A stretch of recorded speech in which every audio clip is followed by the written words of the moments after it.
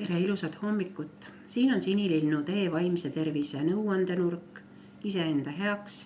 Mina olen Kaidili Välb, psühholoog, psühhoterapeut. Ja täna tutvustan sulle sellist teemat nagu enesehoolitsuse kava. Ja mida see siis tähendab? Et väga paljud inimesed, kes minu vastuvõttudele satuvad, kurdavad tihti seda, et nad on liiga väsinud ja nad ei jõua olla oma tegevustes järjepidevad ja nad ei suuda taastuda. Nad ei suuda iseenda eest hoolitsemiseks aega leida, sest on töö ja siis on pere ja siis on kõik teised. Ja siis oled surmani väsinud ja hea on, kui õhtul voodisse saada. Mis mõnes mõttes on täiesti arusaadav. Enesehoolitsuse kava ei tähenda seda, et sul on päev algusest lõpuni enda jaoks broneeritud.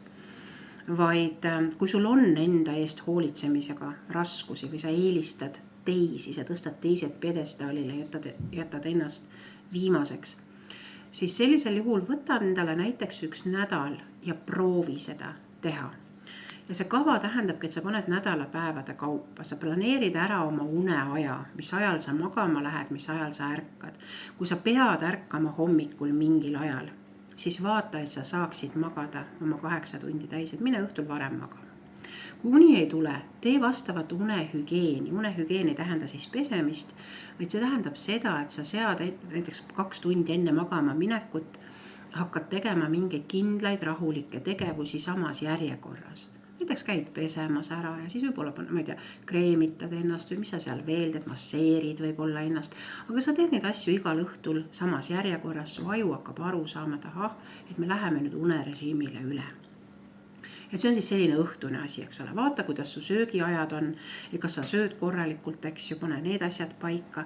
Ja kui sa tahad näiteks, lugeda või meelelahutusega tegeleda, siis planeeri ka selle jaoks omale aeg. Et mis päevadel ja mis aegadel sa midagi teed. Et näe need asjad ette, sest kui sa mõtled, et ma teen siis, kui aega üle jääb, siis ma võin üsna kanget mürki võtta selle peale, et seda aega ei jää mitte kunagi üle, kui sa seda ise endale ei võta. Ehk siis need ei pea olema kogu aeg samad asjad, aga võib-olla sa mõni päev, tahad lugeda, mõni päev sa tahad võib-olla, mingit filmi vaadata või mingit naljasaadet vaadata või linnas jalutamas käia või metsas jalutamas käia.